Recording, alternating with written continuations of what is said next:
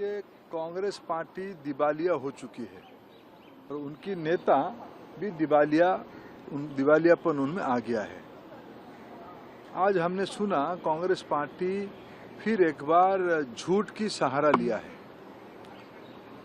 उन्होंने कहा है कि मोदी सरकार ओबीसी के लिए कुछ नहीं किया। आज़ादी के उपरांत पहली बार एक ओबीसी के नेतृत्व में पिछले 11 साल से भारत की सेवा की जा रही है। उस पर कांग्रेस पार्टी की बहुत बड़ी दिक्कत उनको हो रही है। उन्होंने एक एक विषय को लेके मंडल कमीशन को विरोध सबसे ज्यादा किसी ने किया तो राहुल गांधी जी की स्वर्गीय पिता श्री राजीव गांधी जी ने किया। पंडित जवाहरलाल नेहरू जी कांग्रेस की सर्वोच्च नेता थे, प्रधानमंत्री थे। राज्यों की मुख्यमंत्री को उन्होंने पत्र लिख के ये कहा था, रिजर्वेशन देश की विकास के लिए घातक होगा।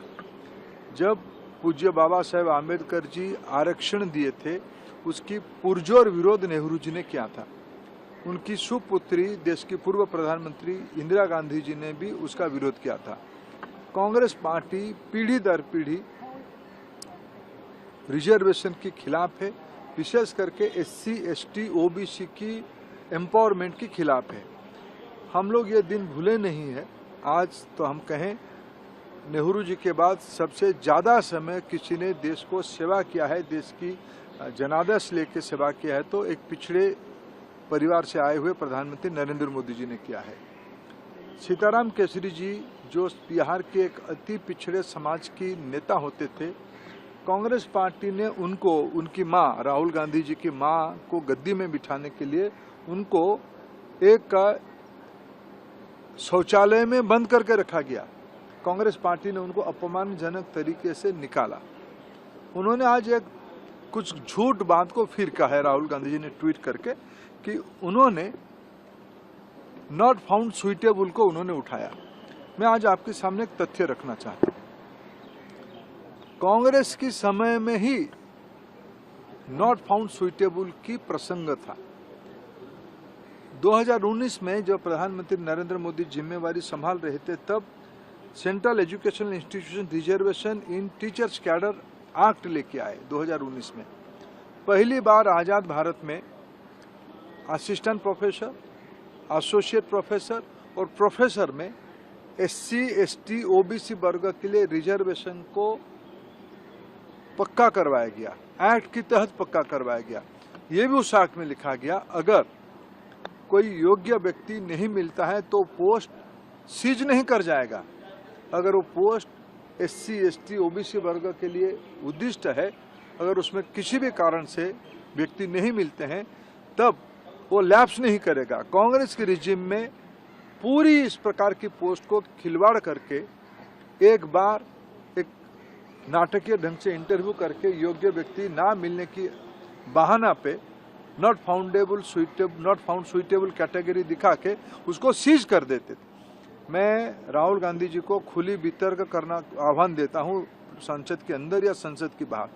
वो बताए उनकी कार्यकाल में कितने नॉट फाउंड सुइटेबल कैटेगरी करके उसको जनरल में परिवर्तित किया गया है, और मोदी जी के कार्यकाल में 2019 के बाद कितने नॉट फाउंड सुइटेबल करके उसको जनरल में परिवर्तित किया गया। एक भी परिवर्तित नहीं हुई है। मैं और एक तथ्य आपके सामने रखूं। उन्होंने कहा कि सेंट्रल इंस्टीट्यूशंस में पद रिक्त है। मैं एक तथ्य जिम्मेवारी के साथ आपके माध्यम से देश के सामने रखना चाहता हूं। 2014 में कुल मिला के उच्च शिक्षण संस्थान में 16,217 टीचिंग पोस्ट होते थे, जो अभी बढ़ के 2025 में वो बढ़ के 18,951 हो गया। पिछले 10 साल के अंदर हम लोगों ने 2,000 पोस्ट और नया बनाए। उस 16,000 पोस्ट 2014 की 16,217 पोस्ट में से लगभग 37% पोस्ट वैकेंट था। आज पोस्ट बढ़ी है, 2025 में 18,951, लगभग 19,000 पोस्ट हुई है। उस 19,000 पोस्ट में से वैकेंसी 37% से घट के 25% हो गई है। यानी हम पोस्ट ज़्यादा बढ़ाएं और वैकेंसी भी घटाए, ज़्यादा लोगों को नियुक्ति किए। SC ST रिजर्वेशन में आज 8,150 SC ST OBC वर्ग के लोगों को नियुक्ति किया गया है। SC वर्ग में लगभग 13% नियुक्ति किया, आज पोस्ट भरे 15 में से 13% पोस्ट भरा हुआ है। 7.5% में से ST में से 6.5% भरा हुआ है और 27% में से 22.8% OBC पोस्ट भरा हुआ है। ये पिछले दिनों में रिकॉर्ड वैकेंसी फिलअप की मुहिम है। कांग्रेस पार्टी OBC विरोधी है, SC ST विरोधी है, वंचित वर्गों की विरोधी है। अपने झूठ को छुपाने के लिए जिन्होंने OBCयों को अपमानित किया है, जिन्होंने केवल झूठ की राजनीति किए हैं, उनको ये सत्य को सामना करना मुश्किल हो रहा है। ठीक है।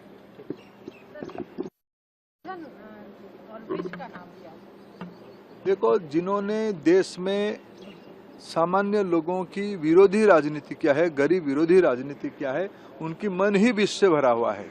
जिनकी मन में विष है वो समाज में सारे चीजों में विष ही दिखेंगे। कांग्रेस पार्टी को भगवान सद्बुद्धि दे।